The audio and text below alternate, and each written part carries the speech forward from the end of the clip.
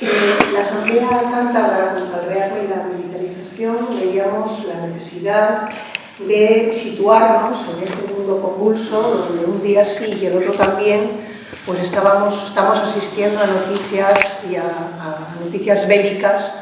Por ejemplo, ahora tenemos una guerra declarada entre Afganistán y Pakistán, de Pakistán a Afganistán, pero tenemos el genocidio palestino, Irán, Venezuela, Cuba, es decir, que tenemos una sucesión de hechos muy preocupantes, ¿no? Y lo que estamos viendo es que con Estados Unidos, tanto de las relaciones de poder como las normas que las sostienen, están sufriendo una sacudida sísmica, ¿no? Asistimos a lo que llaman ahora un cambio de época, donde se está consolidando una nueva dinámica imperial basada en un belicismo desatado y un autoritarismo profundo y muy agresivo. Para analizar este nuevo orden internacional, signado por una loca carrera armamentística que nos lleva a un periodo de guerras y nos impele también a la necesidad de crear un potente movimiento antimilitarista, pues hemos contactado con el compañero de Gerrarik Ez, Javier Zulaika, que nos va a dar un panorama más preciso de toda esta situación. Muchas gracias. Muchas gracias en primer lugar por la invitación y especialmente a todas vosotras y vosotros por haber acudido. Dos pinceladas sobre qué es la plataforma Guerra Ariqués. Guerra Ariqués significa no a la guerra. Es una coordinadora que tenemos estructurada en Euskal Herria, en la que hay grupos pacifistas que en su día provenían del MOC, o sea, digamos que el pacifismo más clásico. Luego hay otros grupos como Caquicha que surgieron a raíz del movimiento anti-insumisión, o EGA, que es un movimiento de mujeres en contra de la guerra. Y luego estamos una serie de personas que provenimos del ámbito más, digamos, político del pacifismo, gente que estuvimos a la cabeza o que estuvimos participando en el no a la OTAN o en la guerra de Irak. A estos grupos se ha unido en el último periodo un sector de la Iglesia vasca, son comunidades de base y bueno, pues hemos empezado también a caminar junto con ellos. Y además de estas organizaciones netamente antimilitaristas están los sindicatos. Es una rara excepción porque están prácticamente todos los sindicatos vascos, que desgraciadamente pues, hay una división sindical importante, y luego hay organizaciones sociales, un montón de organizaciones sociales participando. Por ejemplo, probablemente os suene Ongi Etorri Errefuxiatuak, que es una... sé que algunas, por lo menos las que estáis aquí, los conocéis directamente la organización, pues también participa en esta coordinadora. Eso es. Las señas de identidad es: nosotros estamos en contra de la OTAN, estamos en contra de Rusia, estamos en contra de China, o sea, nosotros no apoyamos a ninguno de los bloques o potencias, así de claro y tajante. Estamos en contra de la guerra. Por contra, en el caso de Palestina, la coordinadora ha sido muy activa y hemos participado junto con las otras entidades que han estado colaborando en la campaña de apoyo a Palestina, y estamos también trabajando en la medida de lo que podemos contra el fenómeno este nuevo que comentaba Mar del colonialismo, en concreto situaciones como la de Venezuela o la que parece ser que puede venir en el caso de Irán, por ejemplo, ¿no? Nosotros como objetivo lo que nos planteamos es la distensión, el diálogo y el desarme. O sea, nosotros no queremos participar de esta dinámica militarista en la que está embarcada el mundo, y en el caso concreto nuestro tenemos que decir con toda claridad en la que está embarcada Europa. Europa estamos embarcados, como vamos a ver a continuación, en una carrera militarista y en una carrera armamentista. La charla tiene como título La guerra como proyecto de futuro. Veréis por qué. Creo que cuando desarrollemos un poco la charla, vosotras mismas vais a llegar a la conclusión de por qué es este el título.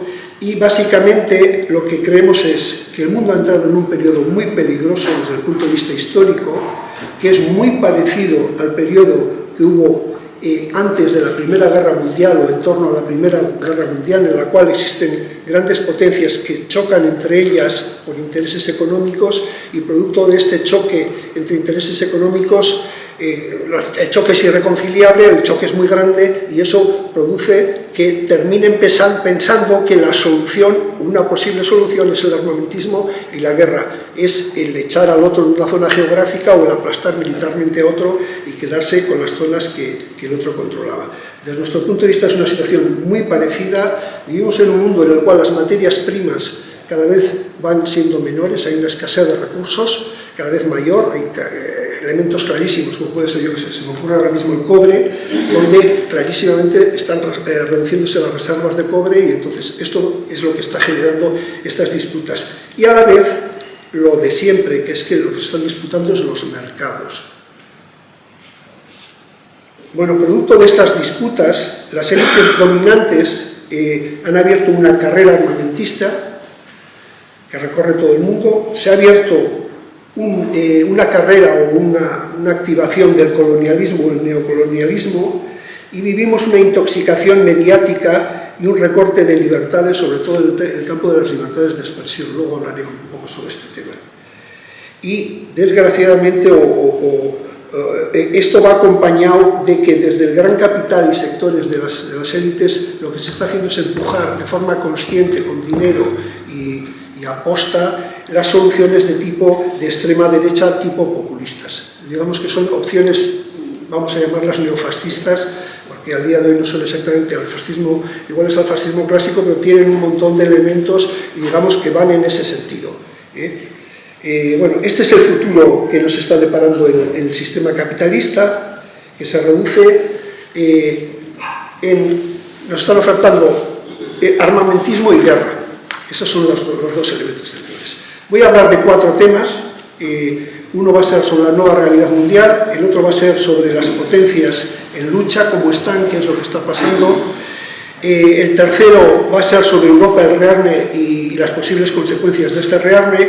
Y el cuarto sobre el antimilitarismo como ingrediente indispensable de la lucha contra el populismo de extrema derecha. Cómo conseguimos que la conciencia antimilitarista y la conciencia contra el rearme entre a formar parte de la narrativa de esta izquierda o de estos sectores que se oponen al auge de estas organizaciones de extrema derecha.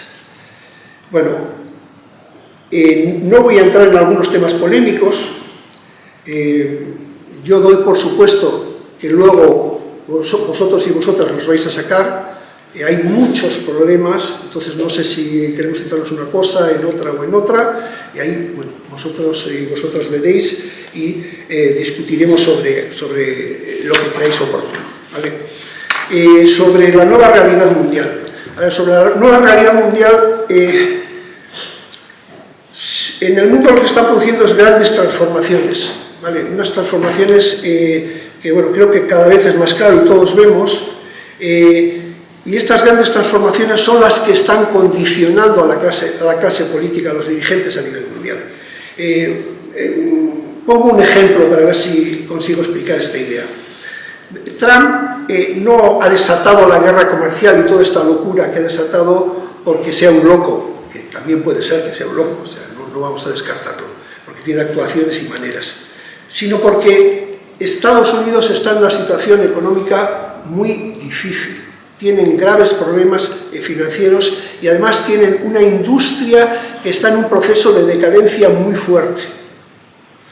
Entonces, lo que ocurre es que hay unas contradicciones tales que lo que está haciendo es obligar a la clase dirigente de cada país a tomar medidas que se salen de lo común, de lo normal. Y entonces estamos viendo, pues eso, ciertos disparates y ciertas posiciones que son un disparate. ¿Qué ha cambiado fundamentalmente en el mundo en una década o en los últimos años? Lo primero que ha cambiado es China.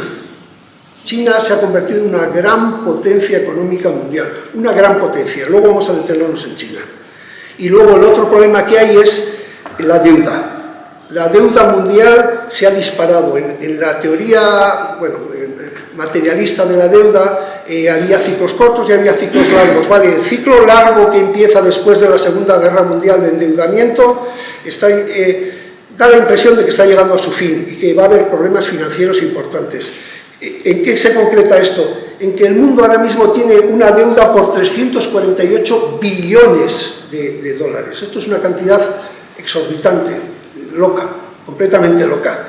De esa deuda, en el último periodo, quien la está acumulando a las 2/3 partes es Estados Unidos, Europa y China. En un periodo anterior, hace 20 años, fueron los países del tercer mundo los que se estaban endeudando de forma loca y no salían de la trampa de la deuda y no salían. Bueno, pues ahora la situación ha cambiado. El que tiene una deuda pública y privada espectacular, pues, son países como Estados Unidos, como Japón, o sea, son los países occidentales los que están en esa situación. Lo que estamos viviendo en realidad es una decadencia relativa de Occidente. El centro de la economía mundial se está desplazando. Anteriormente estaba en el Atlántico, estaba entre Estados Unidos y un poquito en Europa y luego una serie de países, Japón y más. Ahora hay un acuerdo bastante generalizado entre todos los analistas, historiadores y economistas que ese centro mundial del capitalismo se está desplazando a Asia, que se está yendo hacia la zona de China, hacia Indochina, Corea del Sur, Japón, es esa zona. Se está produciendo un cambio de unas dimensiones históricas. Probablemente estemos asistiendo al fin de un periodo de 500 años en los cuales Occidente, los países occidentales, Europa, centralmente, han sido el centro del mundo y han sido las economías que controlaban todo y las dirigentes y demás. Da la impresión de que eso es lo que se está produciendo, el fin de ese periodo histórico y que está resurgiendo con una fuerza tremenda, pues el viejo imperio chino, que durante más de 2000 años pues fue el centro del mundo y vuelve a ser el centro del mundo por momentos. Sobre China, si hubiésemos hablado hace 2 años del tema de China, yo os hubiese contado un montón de temas de industria, no sé qué tal. Hoy os voy a contar muy poco. ¿Por qué? Porque creo que hay ya un acuerdo social bastante generalizado en que China es una gran potencia industrial. Suponen el 30% de toda la producción industrial del mundo. Estados Unidos, por comparación, ha caído al 14% y China al 30%. En sectores como automóvil, yo vengo de trabajar en el sector del automóvil. En sectores como el automóvil, China tiene, vamos, son la mayor potencia exportadora del mundo. China está fabricando 24 o 25 millones de vehículos al año. Europa, no andaremos por 9 por ahí, Estados Unidos en torno a 11, 12. O sea, esa es la dimensión, para que veamos un poco cuál es la dimensión de lo que está pasando en el sector del automóvil. En el sector, por ejemplo, de construcción naval, China ensambla al año 1.700 grandes barcos de grandes dimensiones, 1.700, le salen unos 4 así al día. Y Estados Unidos, 5 grandes barcos al año. Este dato saltó a la prensa porque el ejército norteamericano quería renovar la flota y entonces alguien fue y les dijo: ¿y qué vamos a hacer? ¿Encargarles a China los que nos hagan los barcos? O sea, ese es el problema, la dimensión del problema. Y bueno, y los trenes de alta velocidad, que todos creo que conocéis, China tiene del orden de 50.000 kilómetros, el Estado español tiene 4.000 y pico y es uno de los países, no sé si es el segundo o el tercer país que tiene más kilómetros de líneas de alta velocidad. Estados Unidos no tiene nada. O sea, la diferencia en el terreno industrial clásico es tremendo. Y esto se reproduce en todo, se reproduce en el acero, se reproduce en la sanidad, se reproduce en la industria química, los electrodomésticos, la robótica, la producción eléctrica, prácticamente en todos los sectores. Y esto tiene resultados concretos, esto no son números por ahí. Los resultados concretos es que este año, 2025, el año pasado, perdón, el grupo Stellantis, que es Citroën, Peugeot, está Fiat, está Jeep, los que fabrican Jeep, los americanos, esos han perdido 23.000 millones de dólares han perdido el año pasado. La industria china del automóvil sube para arriba, ¿no? Venden por todos los sitios en todo el mundo y quienes están cayendo son los europeos y los norteamericanos. En concreto, esto que es una alianza europeo-norteamericana ha perdido 23.000 millones. Otro que ha salido muy trasquilado es Tesla. Tesla, que era el gran vendedor mundial de automóviles, pues no, hay una marca china que se llama BYD que vende mucho más que ella y que Tesla y que está llamada a ser la gran productora mundial de automóviles eléctricos. bueno, si hace 2 años os hubiese hablado mucho de esto, hoy os quiero hablar de otra cosa, que es de cómo China, aparte de ser la gran potencia industrial a nivel mundial, se ha convertido en la gran potencia tecnológica, científica a nivel mundial. Esto es un tema que todavía no terminamos de asumir los occidentales. Hay un instituto australiano que se llama ASPI, que es un instituto que viene estudiando bueno, pues eso, los sectores estratégicos tecnológicos y demás. Y viene haciendo un estudio que lo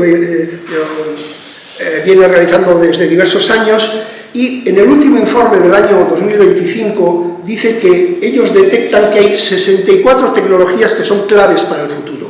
Y de esas 64 dice que en 57 de ellas China lidera claramente, esas 57, de 64 a 57. Y en las otras pues está en segundo lugar, en tercer lugar. En esas que está en segundo lugar, en tercer lugar, por ejemplo, es chips. En chips que estaban atrasadísimos, de repente en 5 años han dado un salto espectacular y bueno, pues están una generación, 2 generaciones por detrás de los americanos, pero no tienen ningún problema. Por ejemplo, Huawei, que les prohibieron comprar chips norteamericanos, pues siguen produciendo, ahora mismo en China vuelven a ser los que más venden, tienen pues eso, teléfonos móviles extraordinarios, o sea, han resuelto el problema, aunque no sean los más modernos, pero han resuelto el problema. Lo mismo ocurre, por ejemplo, en aviación no tenían absolutamente nada, ahora tienen una empresa, está fabricando aviones que les están dando muy buen resultado, lo que pasa es que la demanda que tienen interna de aviones es tan grande que siguen comprando a Europa y a Estados Unidos, aunque ellos ya empiezan a generar y a vender internamente. China lo que está produciendo es 5 veces más investigación que cualquier otro país occidental, que Estados Unidos, que es el que le seguiría. Hay un artículo que salió en el New York Times el 15 de enero, de este 15 de enero, del 26, en el cual lo que habla es, os recomiendo, es fácil de encontrarlo en internet si tenéis interés, es muy interesante, es un artículo extenso. Habla del ranking de universidades en el mundo. Y entonces dice el artículo que se ha producido un vuelco, que por volumen de trabajos presentados, si se hace un ranking, lo que ocurre es que de las 10 primeras universidades del mundo, entre las 10 primeras, 8 serían chinas, por volumen de producción. Luego le meten una corrección, y entonces en la corrección lo que dicen es, bueno, pues vamos a calcular la calidad también de los trabajos realizados. Y ahí lo que ocurre es que de las 10 mejores universidades del mundo, según este ranking que revela el New York Times, 4 serían chinas, 2 serían estadounidenses, 2 me parece que son inglesas y otra, o sea, no sé si con esto consigo expresar con claridad el vuelco que se está produciendo a nivel mundial con esto. ¿Qué es lo que ocurre? Que China tiene una masa ingente de jóvenes estudiando, trabajando, que es una masa ingente, es una población de 1.500 millones de habitantes, y eso les da una capacidad para un desarrollo tecnológico tremendo.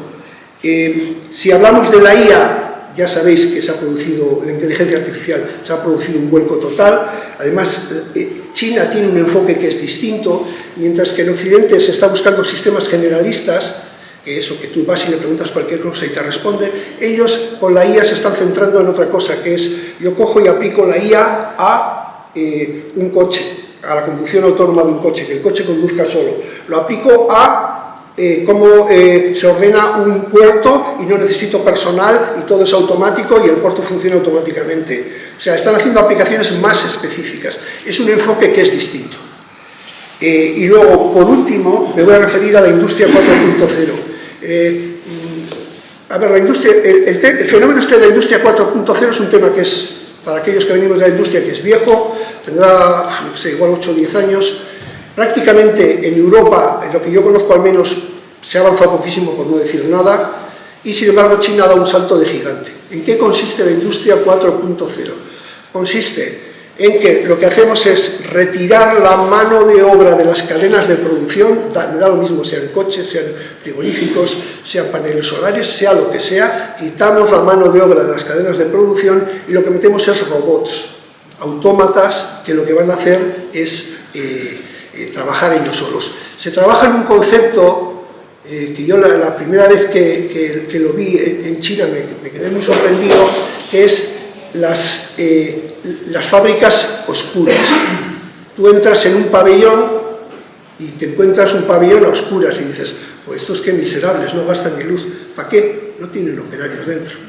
Y entonces, como vas de visita, te encienden las luces y ves la maquinaria, ves tal, o sea, ese es el punto, y para mí el punto decisivo de la gran ventaja que ahora mismo ha conseguido China sobre el resto del capitalismo mundial. Este es el gran problema al que nos enfrentamos. China está consumiendo entre el 40 y 50% de gran parte de las materias primas mundiales, el 40 o 50% de acero, de cobre, no sé qué, no sé cuántos, y China lo que necesita es expandir más y más los mercados para vender más y más, porque lo que tienen es una industria automatizada, muy moderna y digamos que necesitan expandirse. Estas son las contradicciones del capitalismo de toda la vida.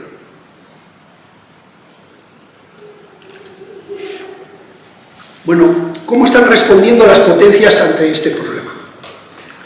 Si cogemos Estados Unidos, Trump lo que ha hecho es arrancar con una propuesta que es un imperialismo de mano dura, frente al imperialismo liberal que ponía buena cara, que se había practicado anteriormente. Esto lo explica muy bien el primer ministro canadiense Mark Carney en Davos. Lo que dijo es, esto del mundo bajo reglas y todo esto que teníamos, esto era todo mentira. Pero ¿qué es lo que pasaba? Que antes esto solo se les aplicaba, esta parcialidad, esta legalidad, solo se les aplicaba a una serie de países del tercer mundo, y a Europa y a los países del G7 no nos tocaba. Entonces Carney dijo, el problema es que ahora Estados Unidos nos lo está aplicando a nosotros también. Ese es el problema. Dijo, no seamos hipócritas. Esto mismo pasaba antes con determinados países del tercer mundo. Entonces es, frente al modelo que había antes liberal, de buenas palabras, de buenas formas, de no decir disparates, de justificar todo, de hacer mucha propaganda, pues aparece un modelo que es el nuevo, el de Donald Trump, que es brutismo, que es bruto, que le importa una mierda, con perdón, que se vea claramente que va a Venezuela a robar petróleo o que va a ir a Irán a robar el petróleo y el gas y lo que tenga que ir a robar. O sea, esa es la gran diferencia que se está produciendo entre estos dos, o que se produce en este momento en relación a la figura de Donald Trump. Internamente, en Estados Unidos, lo que hay es un problema muy grande de déficit público, de más del 6%, 6-7%, tiene una deuda pública de 38 billones de dólares, hay una decadencia industrial muy clara, y es una sociedad enormemente dividida, Es una sociedad que tiene por un lado a los evangelistas y a los magas, hay grupos religiosos muy digamos radicales, y están estos del MAGA, que es el nacionalismo a ultranza, y luego otra parte de la sociedad americana se ha posicionado en apoyo a Palestina. Hicieron tremendas movilizaciones de cientos y cientos de miles de personas en contra de Trump, hablaban contra el rey Trump, era la consigna que promulgaron. En Nueva York la candidatura, o sea, el alcalde que ha salido es un señor que se llama Mamdani, que es musulmán y se declara además abiertamente socialista. Esto en Estados Unidos esto es un sacrilegio. Y sin embargo Mamdani ha ganado además en unas circunstancias muy especiales. Primero ganó dentro del Partido del Demócrata. El anterior alcalde, que era del Partido Demócrata, se enfadó y se montó una candidatura independiente, y Donald Trump consiguió que el Partido Republicano quitase su candidatura y los republicanos apoyasen al candidato independiente. O sea que en esas circunstancias pues bueno, pues han conseguido ganar las elecciones. Son elementos políticos que lo que nos dibujan es una sociedad completamente polarizada. Por un lado, extremismo religioso, de extrema derecha, y por otro lado una sociedad que quiere cambios, que quiere transformaciones, que quiere otras cosas. Esto quizás donde mejor se haya podido ver haya sido en el caso del ICE. ¿Sabéis lo que es el ICE, lo que ha pasado en Minnesota? El ICE es una especie de policía, un ejército de fronteras al que se puede apuntar cualquiera, con un pequeño cursillo de unas semanas, haga un cursillo de unas semanas y le pagan y se dedica a perseguir inmigrantes. ¿Esto en qué ha derivado? Han hecho una inversión tremenda, han multiplicado varias veces el número de personas que había antes, y en lo que ha derivado es que es una especie de organización militar con personas de ideología racista y extremista, que lo que están haciendo es ir por toda la geografía norteamericana pues montando líos como el que han montado en Minnesota. O sea, esta es la realidad de Estados Unidos. Fuera, la política exterior de Estados Unidos ha sido el tema de la guerra comercial. Eso le ha enemistado con los socios clásicos, como era de esperar, desde Europa hasta Canadá, y luego lo que está recurriendo es a una política colonialista descarada, pero descarada. Es Venezuela, es lo que quieren hacer en Irán o es lo que quieren hacer en Gaza. El tema este de la política colonialista es tan descarado, no sé si habéis visto a Marco Rubio, ha habido una cumbre en Múnich, una cumbre de seguridad en Múnich, hará una semana o quizá semana y media, y Marco Rubio ahí fue clarísimo, y les dijo a los europeos: queremos que vengáis con nosotros, porque nosotros queremos volver a retomar el viejo imperio y la vieja política colonial, y fuimos por el mundo, y llevamos sacerdotes a todos los lados, y conquistamos no sé qué, y hay que volver. Y lo más terrible de la historia esa, que era un alegato colonialista y racista, para mí lo más terrible es que en la cumbre de Múnich lo que ocurrió es que los dirigentes europeos se levantaron y aplaudieron a Marco Rubio.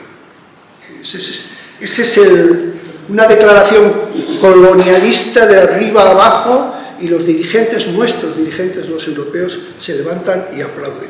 Ese es el panorama que tenemos. Bueno, el objetivo de todo esto es que ellos lo que quieren obtener es fuentes de recursos y quieren obtener inversiones a corto plazo. Con la guerra comercial han ido a todo el mundo y le han chantajeado. Y te pongo este arancel, pero me inviertes 400.000 millones en Estados Unidos. O me inviertes 300.000, o me inviertes tal. Y han ido negociando país a país. Ellos necesitan capital y lo que han hecho es eso. Están intentando obtener recursos y, por otro lado, inversiones. Luego, si tenemos tiempo en el debate, podríamos discutir, porque las cosas que están pasando, por ejemplo, en Latinoamérica, hay cosas que son realmente curiosas, unas, vamos a decir, muy negativas y otras sorprendentemente positivas. Bueno, en conclusión, Trump lo que tiene es un proyecto que es dictatorial, que es un proyecto que a su vez es colonialista. Lo uno y lo otro es coherente. Si tú quieres fuera meter caña a países y a continentes enteros, necesitas tener muy controlada tu población. O sea que entre el autoritarismo dentro de casa y el colonialismo fuera y el guerrerismo fuera, existe una relación que es bastante clara. Bueno, en el caso de China, que es otra de las grandes potencias mundiales del momento, China claramente es la ganadora. Ha ganado la guerra comercial. Para que nos hagamos una idea, Estados Unidos, con las medidas que ha tomado, ha hecho que se haya restringido un 20% las exportaciones chinas a Estados Unidos, pero en el resto del mundo ha aumentado un 16%. Y lo que ocurre como resultado final del menos Estados Unidos más en otros sitios es que ha batido el récord de superávit comercial y ha conseguido en el año 2025 un superávit comercial de 1,2 billones de dólares. Billones, ¿vale? Es tanto como la economía, el PIB del Estado español. O sea, claramente China sigue para adelante, sigue creciendo al 5%, o sea, ellos claramente son los beneficiados en este contexto. Ellos están asentándose en Asia, en África, en América Latina, en Europa, en Canadá. Estados Unidos está intentando echarles de Venezuela y por contra, en medio de todo este revuelo, resulta que a última hora Canadá ha hecho un acuerdo muy favorable con China y les da entrada a un montón. Canadá, como está totalmente peleado con Estados Unidos, lo que ha hecho es un acuerdo muy favorable con China que les da entrada a los productos chinos al mercado. Internamente es una sociedad que es muy estable. Para entender esto, a ver, haceros una idea, es una sociedad que tenía cientos, 800 millones de pobres. Y es una sociedad que al día de hoy, en 20, 30 años, con un esfuerzo, bueno, otro día podríamos hablar horas de esto, tremendo, pero es una sociedad que ha salido de la pobreza. Es una sociedad, por ejemplo, los niveles salariales en Shanghái son los que tenemos nosotros aquí o mejores. O sea, es un país de muchos contrastes, pero es un país que ha mejorado muchísimo las condiciones de vida. Y eso le da una estabilidad al régimen tremendo. O sea, la gente es plenamente consciente de que viven muchísimo mejor que cuando eran pequeños y que sus hijos van a vivir muchísimo mejor que lo que habían vivido ellos.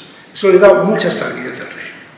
En el caso de Rusia, que es la tercera potencia destacada o más importante que se ha configurado a nivel internacional, Rusia lo que hace es emerge como una potencia militar.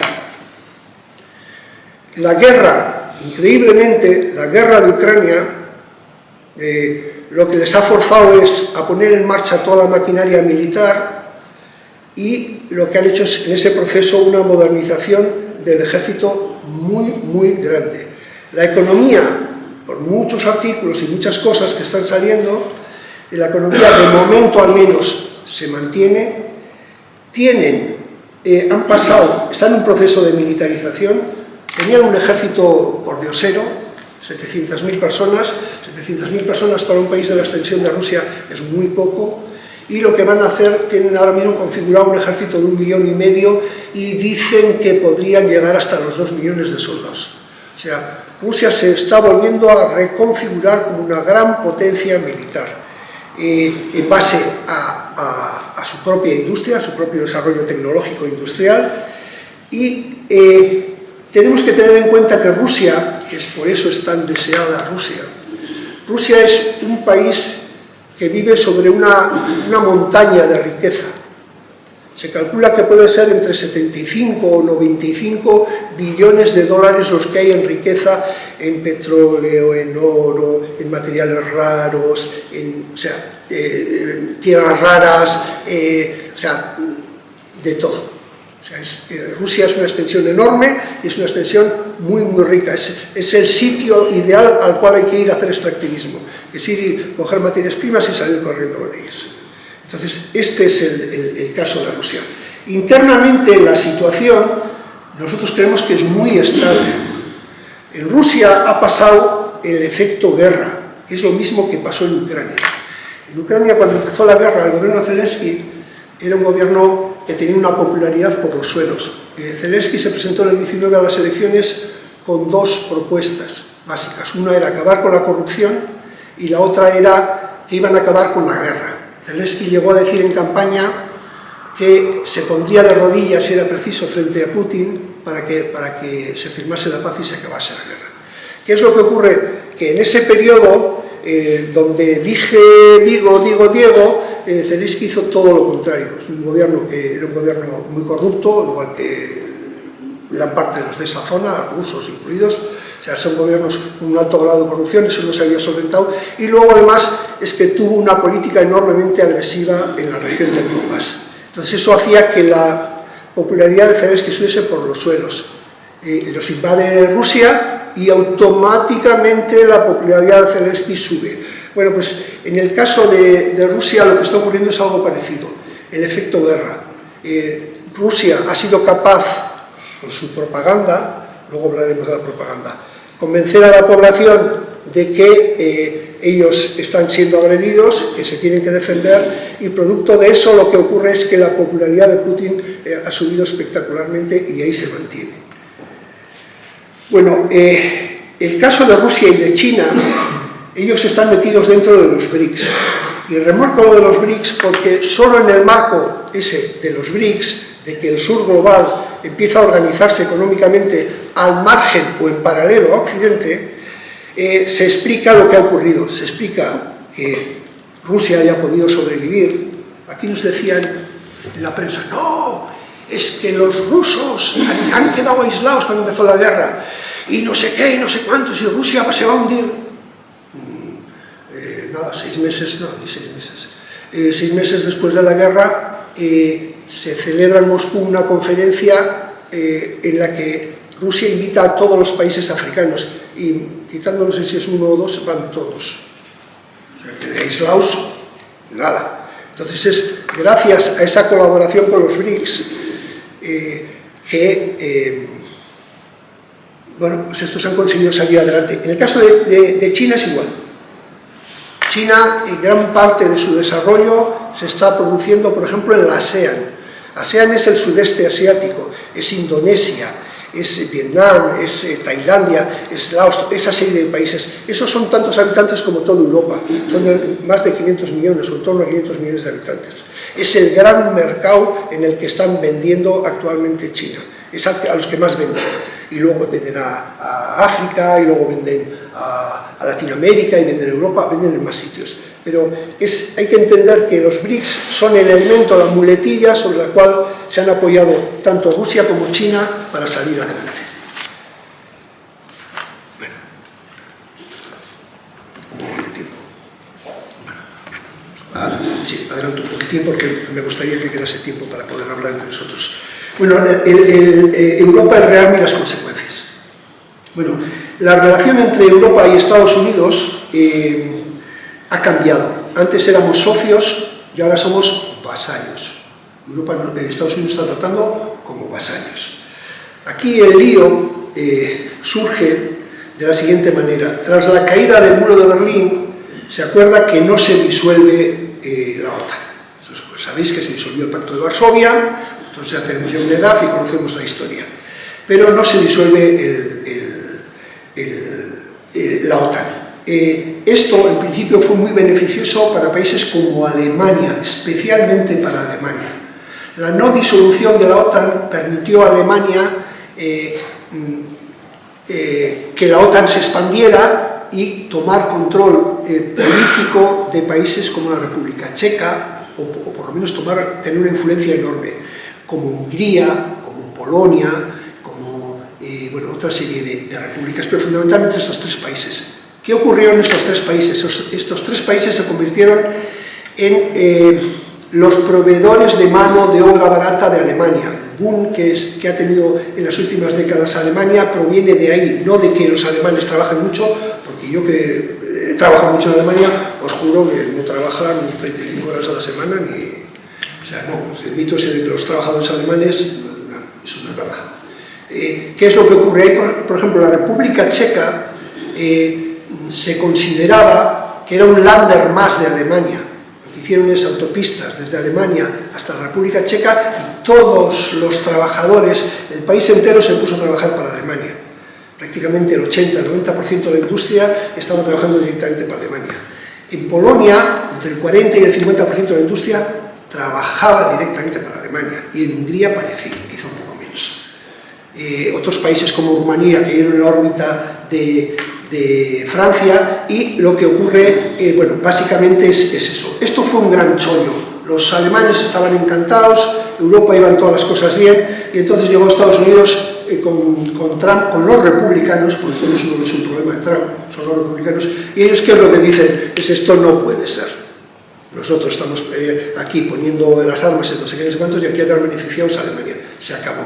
Y entonces ahí se produce el giro y bueno, pues hemos pasado a ser, nos empiezan a tratar como vasallos. Entonces, ¿qué es lo que nos ha ocurrido? Pues bueno, pues hagamos una lista rápida.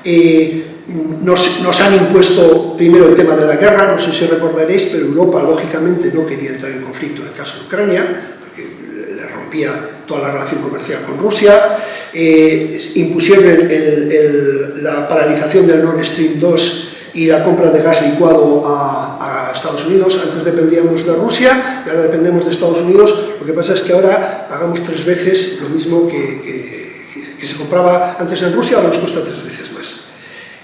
Nos ha impuesto el 5% del PIB y ha impuesto que el grueso de las compras se realicen en Estados Unidos. Porque aquí la prensa habla mucho de que se va a hacer en Europa, de que no se quede tal.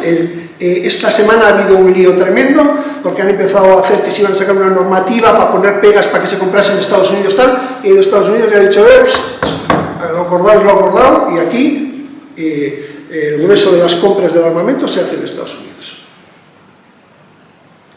Se ha impuesto el tema de los aranceles, ha aparecido el tema de Groenlandia y finalmente lo que está ocurriendo en Ucrania es que Estados Unidos sigue enviando armamento, pero ahora el grueso de todo el pago del armamento, antes era mitad de Estados Unidos, mitad de Europa, ahora todo el pago del armamento, todo el pago de la guerra en Ucrania se está haciendo desde Europa. En Europa estamos pagando los europeos todo. Ese es el lío que sabéis de los 90.000 millones de crédito que anda ahí dando vueltas en la prensa y demás. Bueno, acelero un poco. El drama de Europa es que ahora mismo está en crisis el gobierno inglés, el gobierno francés, el gobierno alemán. Está en crisis el mismo proyecto de la OTAN y está en crisis el mismo proyecto de la Unión Europea. Hay elementos de crisis, qué va a pasar no sabemos, pero hay elementos de crisis muy claros. Y el drama en este contexto es que es la extrema derecha quien está capitalizando todo este descontento social, que es económico y que es contra la guerra. Hacemos un repaso, si queréis, muy breve, pero para mí el país estrella es Alemania, y en Alemania la extrema derecha se ha posicionado en contra de la guerra y eso es uno de los factores clave que les está dando votos y los está ascendiendo de una forma tremenda en Alemania. El tema del rearme. A ver, el Instituto Internacional de Estudios de Estocolmo, que es la entidad de referencia que más trabaja los temas de armamento en Europa, estima que en el 2035 Europa va a gastar cada año 1,2 billones de euros. Cada año. O sea, el 5% del PIB supone 1,2 billones. Se va a ir subiendo de forma progresiva y, bueno, pues en 2035 se alcanzaría esa cantidad. Y el Estado español, de momento, estamos en la senda. Este año, a última hora, el último día del año, el Gobierno aprobó por decreto un gasto de 13.000 millones más y estamos en el 2,1, que es lo que nos exige en este momento la OTAN. Si cambia el gobierno, no os quiero decir, llegaremos al 5% exactamente igual que los demás. Esto tiene un efecto directo en las cuentas del Estado, porque al final el Estado le entran unos ingresos y gasta en educación, sanidad, tal, no sé qué, y en el ejército. Si en el ejército disparamos el gasto, ¿de dónde va a salir el dinero? Pues el dinero, ya lo han dicho claramente, va a salir de sanidad, de educación, de pensiones, y partidas comunitarias de agricultura, de apoyo a regiones desfavorecidas y la lucha contra el cambio climático. Esto ya lo han dicho, esto es así. Hay dos gobiernos que han empezado a aplicarlo de forma clara. Uno es el gobierno inglés y otro es el gobierno holandés que acaba de empezar, un nuevo gobierno inglés. Bueno, os voy a contar una anécdota solo una anécdota, para entender qué es lo que supone lo del gasto del armamentismo. Conocéis al senador Bernie Sanders. Bernie Sanders es un senador de Estados Unidos que es de izquierda, ¿vale? Se considera socialista y demás. Este señor explica que en Estados Unidos actualmente hay 86 millones de personas que o no tienen directamente seguro médico o tienen un seguro médico que es absurdo, que no les cubre nada. 86 millones de personas. Y denuncia que al año mueren en torno a 66.000 personas por enfermedades curables. Pues no, se le rompe, tiene un problema del apéndice y como no tiene seguro médico no le interviene y se muere. O sea, este es un poco el panorama. Bueno, hay un montón de datos más, pero yo creo que esto refleja un poco lo que está pasando en Estados Unidos. Este mismo senador, cuando le preguntan por qué en Europa hay seguro social, hay no sé qué, hay no sé cuántos, él lo explica de una forma muy sencilla. Él dice, a ver, en los últimos 10 años, en las guerras de Afganistán e Irak, Estados Unidos se gastó 7 billones de dólares en esas dos guerras. Si ese dinero, en vez de gastarlo en las guerras, lo hubiésemos dedicado a sanidad, a educación, a pensiones, a no sé qué, pues claro, la situación del país sería completamente distinta. ¿Qué es lo que ocurre? Que nosotros estamos viendo el proceso al revés. Pensar 10 años gastando 1,2 billones de dólares, de euros, no de dólares, que euros son más todavía. En Europa lo que va a suponer es que en una década vamos a gastar en torno a 15 billones. Es un disparate absoluto. Esto va a suponer una decadencia de lo que se haya venido a considerar el estado de bienestar o las conquistas sociales o lo que sea muy, muy grande. Este es el gran problema para mí del armamentismo, o el primer gran problema. Bueno,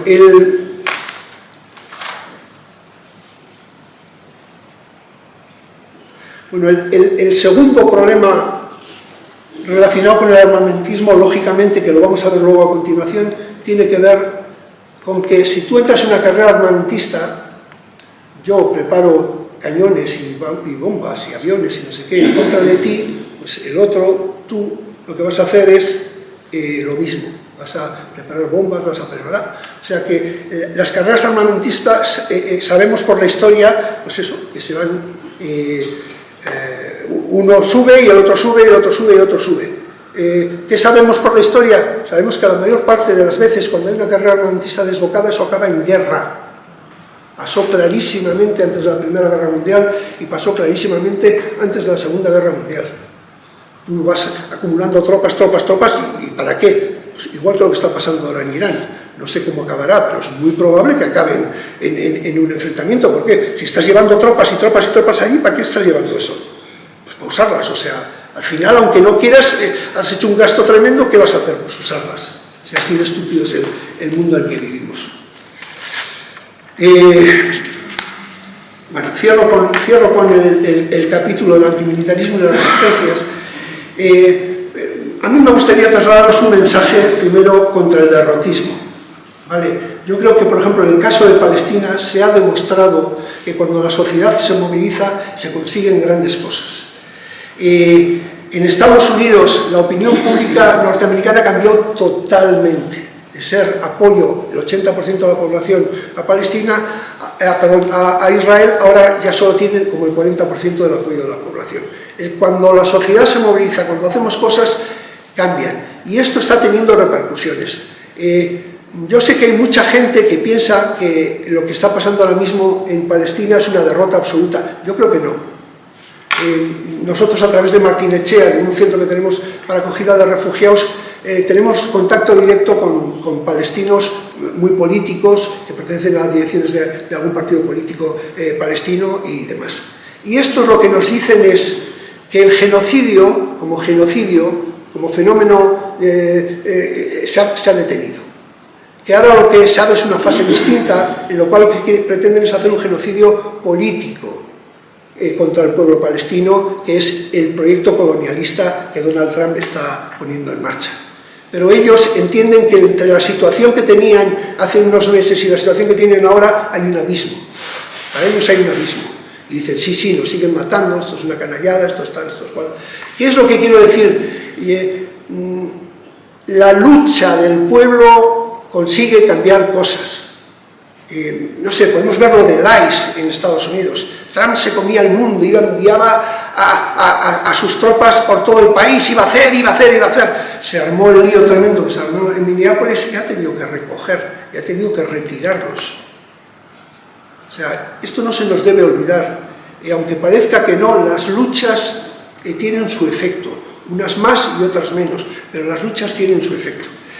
Entonces, desde este punto de vista, el primer llamamiento que nosotros haríamos es a seguir, aunque nos parezca que hacemos poco, que es poco lo que hacemos o poco lo que fuimos, a seguir trabajando. La segunda cuestión sobre la que quería centrarme es sobre la narrativa para justificar la guerra. Para conseguir que una guerra vaya adelante, lo que es preciso es convencer al pueblo claro de que esa guerra es justa. Para hacer eso, no de ahora, sino del siglo pasado y más, lo que se hacen es campañas de propaganda. Los medios de comunicación lo que hacen es sistemáticamente contar medias verdades o mentiras absolutas. Y en eso estamos ahora mismo en Europa. Por ejemplo, toda la narrativa esta de que tenemos que prepararnos para la guerra, porque Rusia nos va a atacar, porque no sé qué...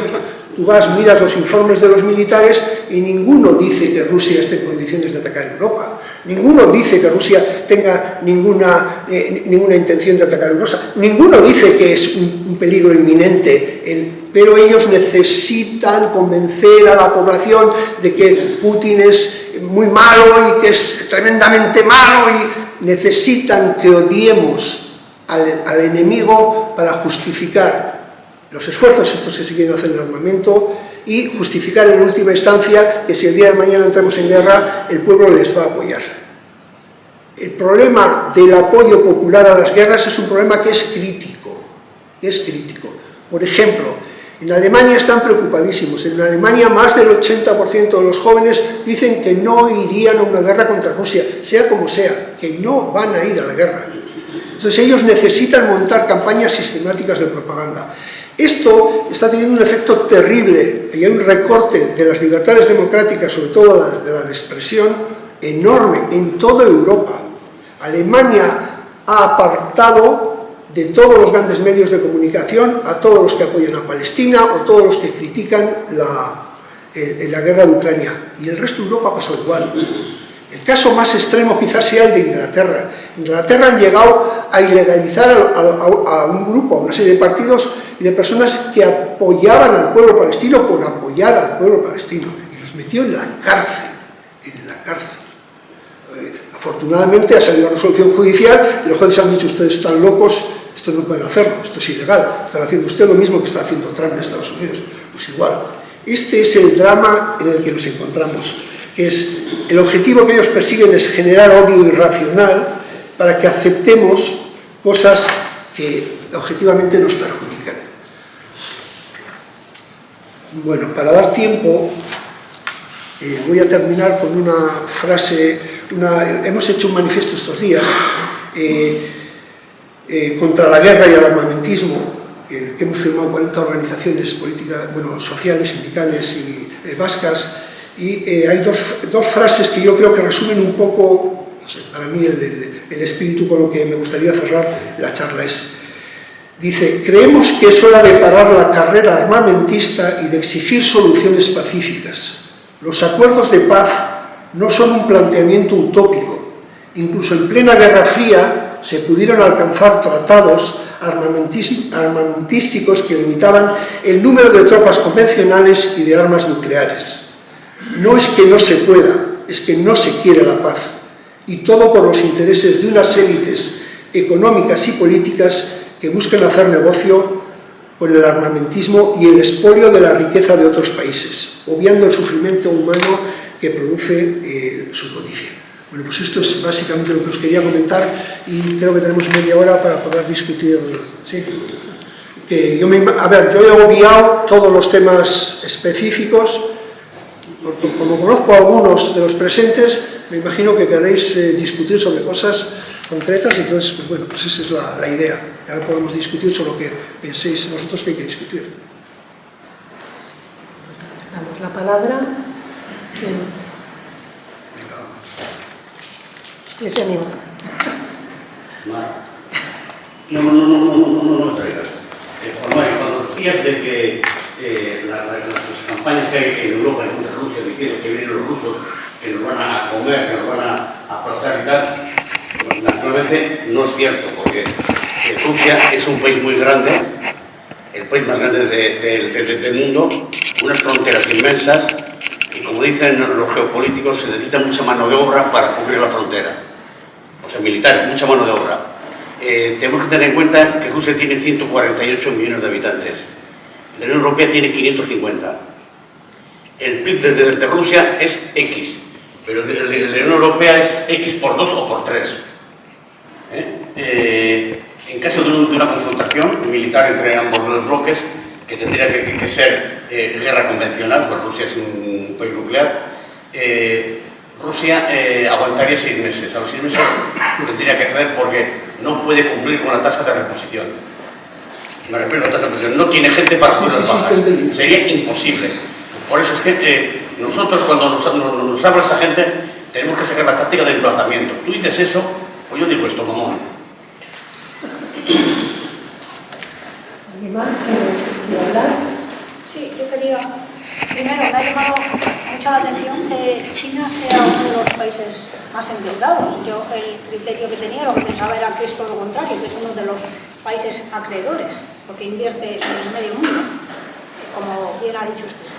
Y por otra parte, cuando se refiere a pues ellos, pero que no se nos olvide que Europa, la Unión Europea, son países todos demócratas, y el gobierno laborista, por ejemplo, en Inglaterra, es el más pro guerra de Ucrania, pro ayuda a Ucrania. Lo mismo pasa con el gobierno alemán, lo mismo pasa con Macron, y que cuando directa o indirectamente se facilitó el que el ucraniano, que se llama Zelensky, ¿no?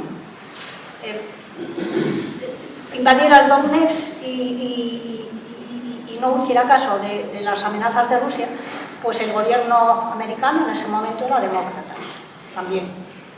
Yo con eso no estoy, por supuesto, no estoy defendiendo ni a Trump ni a nadie, pero que quiero decir que hay que poner un poco las cosas en contexto. Es decir, somos Occidente, somos los guays, somos los demócratas, pero estamos allí con una guerra armamentística y tratando de armarnos. Entonces eso también es importante dejarlo un poco claro, ¿no?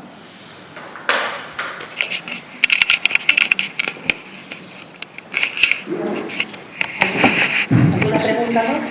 O contestamos a esto y luego seguimos, sí. No, a ver, sobre lo que has comentado tú, pues, yo no tengo nada que comentar, es así como lo estás diciendo. Lo que es sorprendente es que los medios de comunicación, todos los grandes medios de comunicación europeos, nos han tenido durante un año diciendo un día sí y otro día no, que Rusia nos iba a atacar y que había que prepararse para la guerra y que tenemos que prepararnos para la guerra porque nos van a atacar y nos van a atacar y nos van a atacar.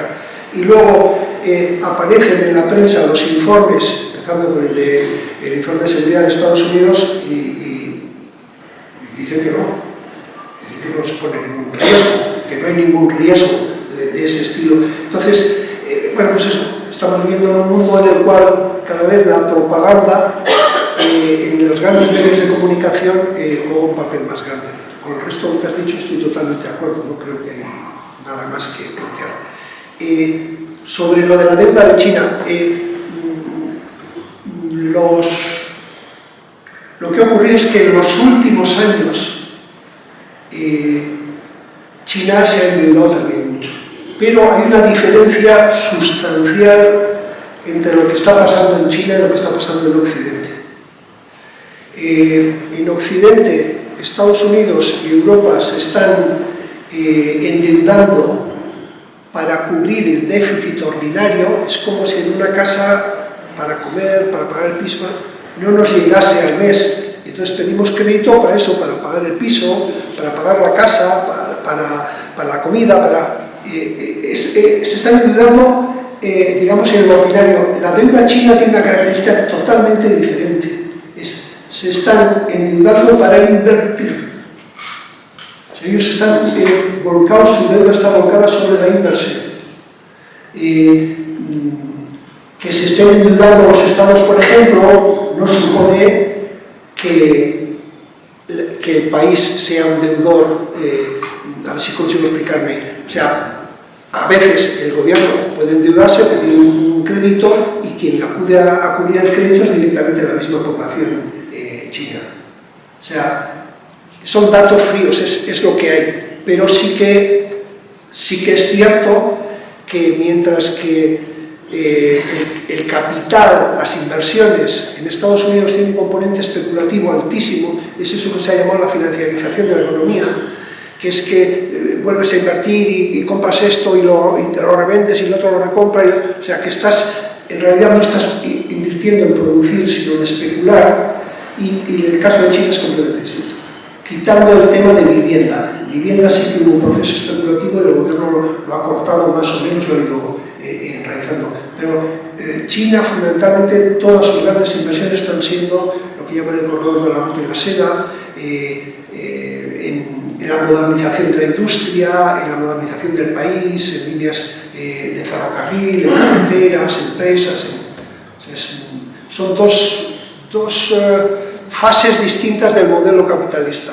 Los unos están en la fase productivista y los otros están en una fase, como decía Wallenstein, de la especulación. Estados Unidos y Europa el dinero, te da más dinero ir a la bolsa y te rinde más ir a la bolsa y dedicarte a especular, que allí no produces nada, que el invertir en una empresa y que esa empresa se modernice y que en Europa el modelo es el de la especulación y el otro es el otro. Sobre lo de Occidente, a ver, no sé si... A ver...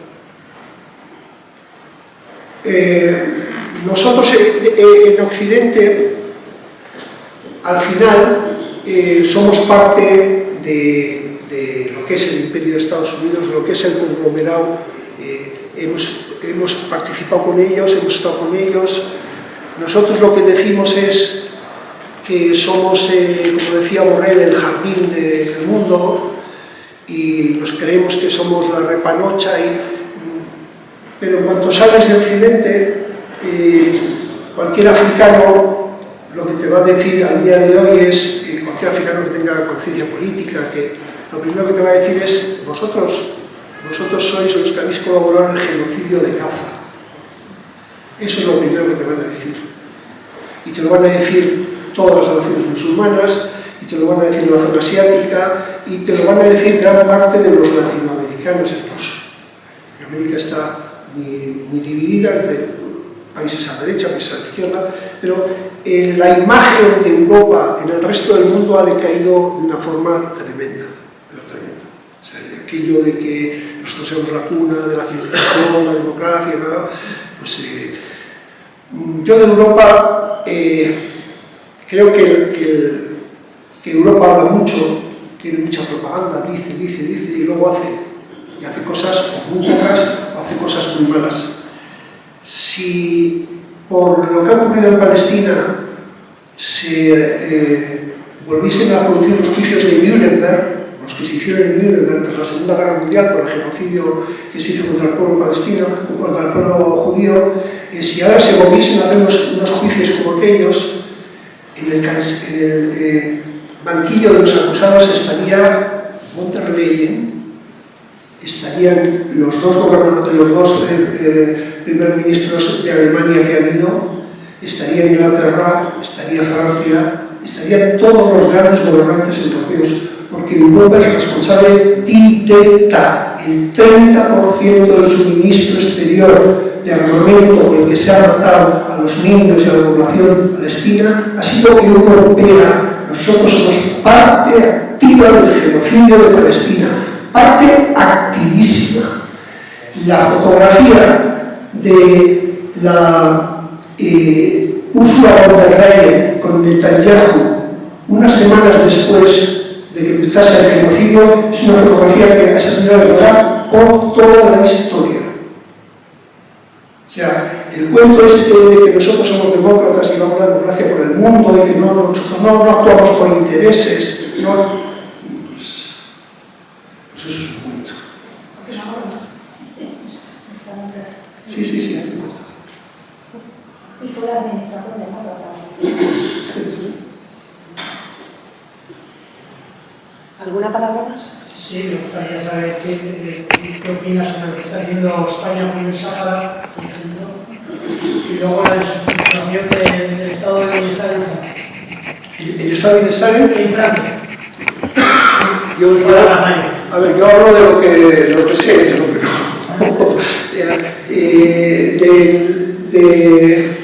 De lo que está ocurriendo con el pueblo saharaui. Bueno, pues esta semana ha sido el 50 aniversario de la Constitución de la RAS. En Gasteiz hicimos una rueda de prensa que estuvo también Guerra Riqués presente, y que estábamos del orden de 50 organizaciones vascas.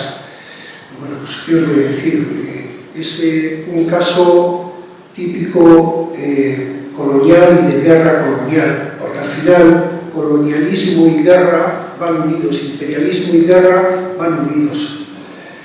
Lo que ha hecho el gobierno español en el caso del Sáhara, pues, la verdad es que es bastante lamentable. El gobierno español, al igual que el resto de los gobiernos europeos, lo único que está haciendo es poner rodilla en tierra cada vez que Estados Unidos les exige algo. Pedro Sánchez puede parecer como todo el mundo dice que es el que está más a la izquierda, que es el único que dice cosas, etcétera, tal, pero al final lo que ocurrió es que vino Victoria Nuland, la secretaria de Estado. Vicesecretaria de Estado. Vicesecretaria de Estado. La vicesecretaria de Estado de Estados Unidos vino tal que un miércoles creo que fue, y el viernes el gobierno español dijo que dejaba de apoyar al Frente Polisario y que dejaba de apoyar que el Polisario volviese a tomar la tierra y demás. O sea, ese es el problema de Europa y ese es el problema de Estados Unidos. Europa, aparte de que Estados Unidos tiene un control muy grande por el control de la OTAN, el control de la OTAN le da una relación preferente y privilegiada con todas las estructuras militares de todo el continente. Pero aparte de eso, Estados Unidos, desde la Segunda Guerra Mundial, lo que ha hecho es crear un tejido financiero y empresarial, pero sobre todo financiero, que hace que, por ejemplo, el primer accionista del IBEX 35 de la Bolsa Española sea BlackRock, es un fondo de inversiones norteamericano. BlackRock es el primer accionista, el que controla el IBEX 35 en última instancia o que tiene un control preferente. Este es el problema de Europa. Que en Europa teníamos una relación de servidumbre con Estados Unidos, mientras a Estados Unidos le fue muy bien y no nos apretó las clavijas, que nosotros nos iba maravillosamente bien. El problema es que ahora a Estados Unidos le va muy mal y ha dicho, uff, te quito a ti también, te aprieto a ti, te aprieto a ti, y dices estamos. Mar, ¿estás tú? Nada, ¿verdad? No, en toda la charla hay algo que no ha aparecido en ningún momento es la izquierda. Quizás comentar un poco de esta situación, ¿no? La situación que tiene la izquierda desde el punto de vista de la oposición, por ejemplo, al militarismo, ¿no? Que no es un tema, o no parece que sea un tema que en estos momentos esté preocupando excesivamente. Y luego yo creo que otra cosa que quizás habría que reflexionar sobre ella es sobre el tema del campismo, porque cada vez es más evidente. Y eso nos lleva a Venezuela, nos lleva a la propia guerra de Ucrania, ¿no? ¿Qué pasa con esto? O sea, ¿realmente ahí podemos decir algo? ¿Podemos explicarlo de alguna manera? Sobre lo que decís sobre Alemania, sobre el trato que ha dado a Alemania con el tema palestino, hay una cosa muy curiosa. No sé si conocéis vosotros los tanques alemanes Marder, que es un tanque, un carro de combate de transporte de tropas. Esos tienen Israel 450 o 500. La mitad son regalados por Alemania. Los submarinos de Alemania tienen 6 submarinos que pueden lanzar misiles verticales, Tomahawk. Esos submarinos, 3 son regalados y 3 pagados. Y de las fragatas que tiene Israel, las corbetas tiene 6 corbetas, construidas en Alemania por Krupp también, 3 son regaladas y 3 compradas. Así se escribe la historia de los alemanes.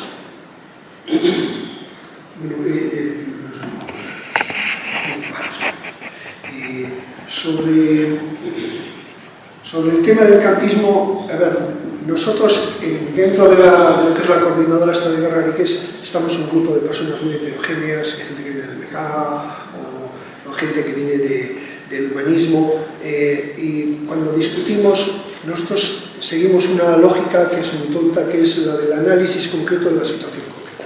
Nosotros no solemos usar teorías políticas o, por ejemplo, la discusión del campismo nosotros nunca la hemos hecho. A nosotros lo que está ocurriendo es una situación que es muy clara. Hay 3 grandes potencias en el mundo que están chocando entre ellas, que tienen unas disputas cada vez más grandes. hay otras potencias menores alrededor, como puede ser Europa, o Irán, o la India, o Pakistán, que se van engarzando en medio de este conflicto, de este choque entre las distintas potencias, y para nosotros, para verlo desde un punto de vista histórico que nos ayude a entender, lo que creemos es que es muy, muy parecido a la Primera Guerra Mundial.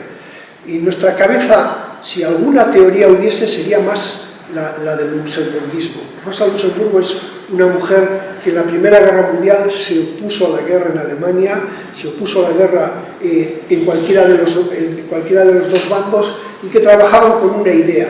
La idea es que las guerras se producen por riñas entre viejos que se conocen y se odian, y en la guerra mueren jóvenes que ni se conocen ni se odian. Esa idea del pacifismo clásico, del luxemburguismo, por decirlo de alguna manera, es un poco con la que nosotros estamos trabajando.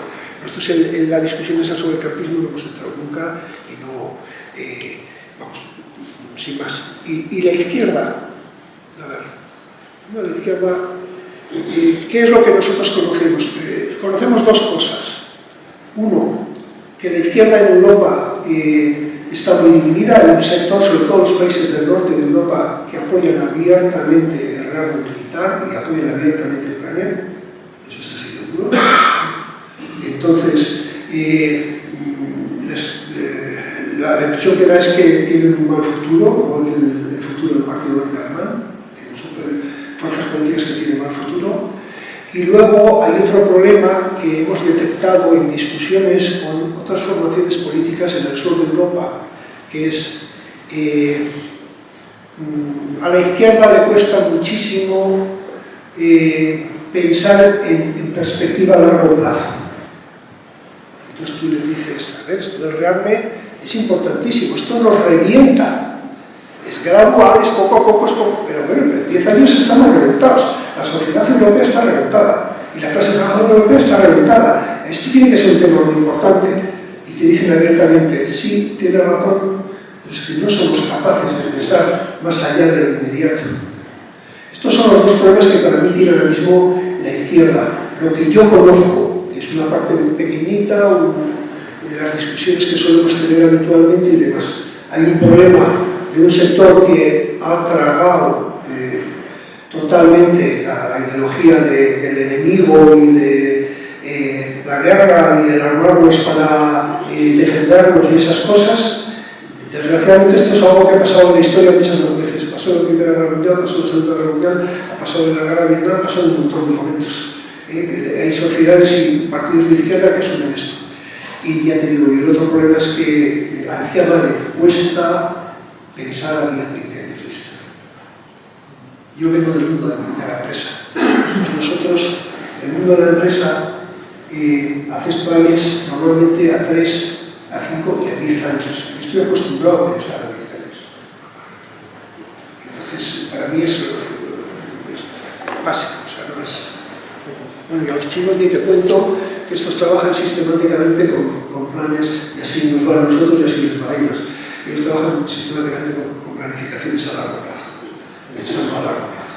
Porque no tienen que captar bocas. No tienen que estar pendientes de que mañana, pasado mañana, no me van a votar. Es eso. No digo que sea una ventaja, pero es un factor que no te la China. Pasa de ahí. El gobierno pasa de ahí. Y un peligro enorme, ¿no? Es un peligro enorme. Fíjate, por ejemplo, el enorme peligro que supuso a lo que fue la URSS. La URSS estaba en ese proceso y llega un momento, en los años 90, en que la élite dirigente decide que aquello ya no va, que no les interesa, y los hijos de esa élite dirigente se convierten en los nuevos millonarios de la URSS. Son las cosas de la vida. Tienes razón en lo que tú dices, eso es un factor que yo creo que es muy decisivo, que a ellos el tema de no depender de los procesos electorales les da esa ventaja, pero también eso, el no depender de los procesos electorales, de procesos de votación, de cosas, pues tiene otros problemas, o sea, no sé, no sé cómo explicarme. Lo uno tiene unas ventajas y lo otro tiene otras ventajas. ¿Qué opina? No, que haga más. Bueno, yo quería preguntar un poco, ¿cuál es el problema que tú ves, por ejemplo, qué problema hay para los europeos y todo, pues que China está desarrollándose y o sea, ¿cuál es el problema? ¿Es un problema para Europa realmente? Es decir, A ver. Tal cual estamos en este momento. Sí. Con la guerra, El problema que para los trabajadores europeos que supone, al igual que supuso al revés, el ascenso, digamos, de Occidente en su día, como estamos en un sistema capitalista, lo que hizo es perjudicó a los trabajadores de otros países periféricos. Ahora, lo que sí es muy probable es que el ascenso de China vaya a perjudicar a los trabajadores europeos.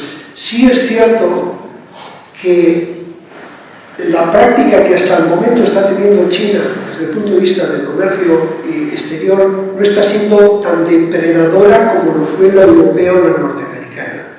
Por ejemplo, ellos están yendo a África y en África están extrayendo, tienen una política extractivista, se están llevando materias primas, pero lo que están haciendo como compensación o a cambio, lo que están haciendo es generar infraestructuras y crear, al menos declaran, y están tomando algunas medidas que podrían considerarse que van en ese sentido, que lo que quieren es que esos países se desarrollen para que sigan consumiendo productos chinos.